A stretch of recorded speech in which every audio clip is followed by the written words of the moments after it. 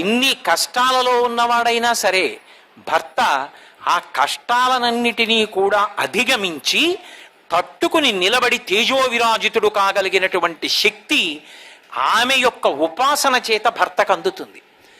మిగిలిన ఉపాసనలంత తేలికకో. ఒక్క సూర్యోపాసనలో ఆయన నమస్కారము చేత ప్రీతి పొందిపోతాడు. సూర్యుడికి నమస్కారం చేస్తే చాలు ఇల్లాగడు, ఆయన అంత శక్తినిస్తాడు. దీనికి నేను మీకు ఒక ఉదాహరణ చూపిస్తాను. శ్రీరామాయణంలో రామచంద్ర ప్రభువు విశేషమైనటువంటి కష్టానికి వశుడైపోయాడు. ఒకప్పుడు ఎంత కష్టానికి వశుడైపోయాడంటే, ఆయన అవతల తండ్రి దశరథ మహారాజు గారు మరణించాడు. 14 సంవత్సరములు అరణ్యవాసం చేయవలసి వచ్చింది. అరణ్యవాసం చేస్తుండగా సీతాపహరణం జరిగిపోయింది.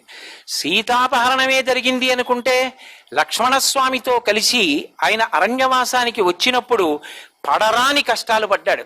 రావణాసురుడితో యుద్ధం చేయవలసి వచ్చింది. 100 యోజనముల సముద్రాన్ని సేతువు కట్టి దాటి వచ్చి లంకాపెట్టణంలో సుచీల పర్వతం మీద విడిది చేశాడు. అసలు రామాయణం చదవాలి. మంత్రాంగం అంటే ఏమిటో, ప్రభుదృష్టి అంటే ఏమిటో తెలుస్తుంది. యుద్ధానికి వెడుతుంటే ఎన్ని కష్టాలుంటాయో చెప్తాడు రాముడు. తర్వాత ఎక్కడ నీళ్లు తాగుతారో ఆ సరస్సులన్నీ విషం కలిపేస్తారు, ముందుగా వెళ్ళి చూడండి అంటాడు. అన్ని కష్టాలు పడి దాటి 100 యోజనముల సముద్రాన్ని దాటి సువేల పర్వత శిఖరం మీద విడిది చేశాడు. రావణాసురుడు తన యొక్క సభామంటపంలో తన మంత్రులందరితో కొలువు తీరాడు. రాముడు వచ్చేశాడు, 100 యోజనముల సముద్రాన్ని దాటిపోయాడు.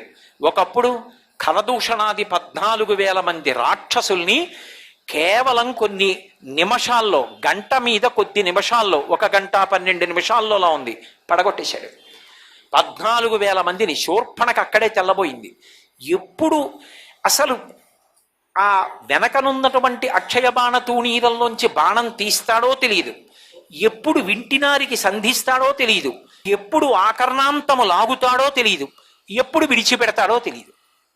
రాముడు బాణం తీయడం, సంధించడం, విడవడం కనపడదు. ఏది కనపడుతుంది అంటే ఎదురుగుండా ఉన్నటువంటి వాళ్ళ యొక్క గుండెల మీద బాణం నాటుకుని పడిపోవడం ఒకటే కనపడుతుంటుంది.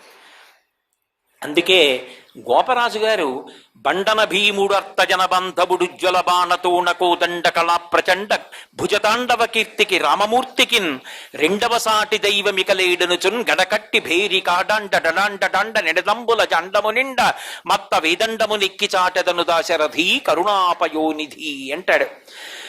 అంతటి తాండవం చేస్తాయి ఆయన భుజాలు. అంతటి మహానుభావుడు సుచీల పర్వతం మీద ఉన్నాడు ఇంకా యుద్ధానికి సిద్ధపడుతూ. కాబట్టి మనకి ప్రమాదం పొంచి వచ్చేసింది అని రావణుడికి మంత్రులు నివేదన చేస్తున్నారు. అన్నీ విన్నాడు. ఆయన అహంకారం ఆయనది, ఇతరుల యొక్క గొప్పతనాన్ని ఒప్పుకోలేడు. కాబట్టి మంత్రులతో మంత్రాంగం చేసి అందరూ వెళ్ళిపోయిన తర్వాత విద్యుజిహ్వుడు అనబడేటటువంటి రాక్షసుణ్ణి పిలిచాడు. ఇంత పెద్ద యుద్ధం చెయ్యాలా? ఇంత పెద్ద యుద్ధం చెయ్యవలసిన అవసరం, రాముడు రావలసిన అవసరం ఎందుకు వచ్చింది? సీతామాత కోసం. నేనంటే ఆ మాట అంటే అనవాడు అలా ఉచ్చరించడు అనుకోండి. సీతమ్మ కోసం వచ్చాడు. సీతమ్మ కోసం యుద్ధానికి రావలసిన అవసరం ఎందుకు వచ్చింది అంటే నియతాం అక్షతాం సీతాం రాఘవాయన్యవేదయత్. ఆ తల్లి వశురాలు కాలేదు రావణుడికి. ఆమె శీలవైభవంతో నిలబడింది. ఆ విద్యుజిహ్వుణ్ణి తనతో రమ్మన్నాడు. తిన్నగా అశోకవనంలో సీతమ్మ దగ్గరికి వెళ్ళాడు. ఎన్ని కష్టాలు పెట్టాడు మహాతల్లిని.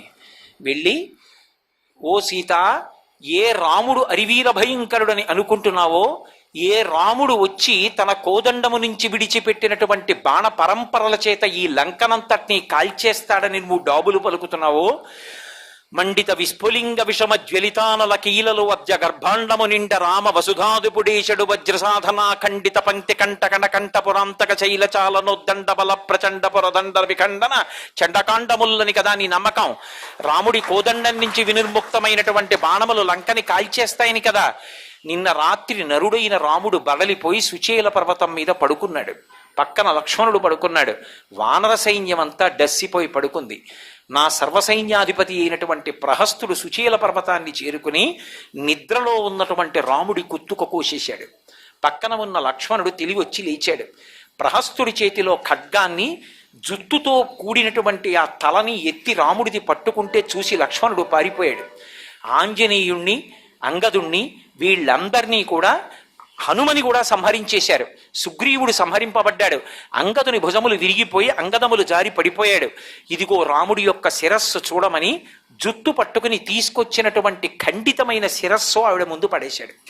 అది విద్యుజ్జిహ్వుడు తన మాయా ప్రభావంతో సృష్టించిన రామశిరస్సు. రాముడి శిరస్సు ఎలా ఉంటుందో ముమ్మూర్తులా అలా ఉంది. సీతమ్మ గుర్తుపట్టాల, అది రాముడిది కాదని. సర్వం శ్రీ ఉమామహేశ్వర పరబ్రహ్మార్పణమస్తు. స్వస్తి.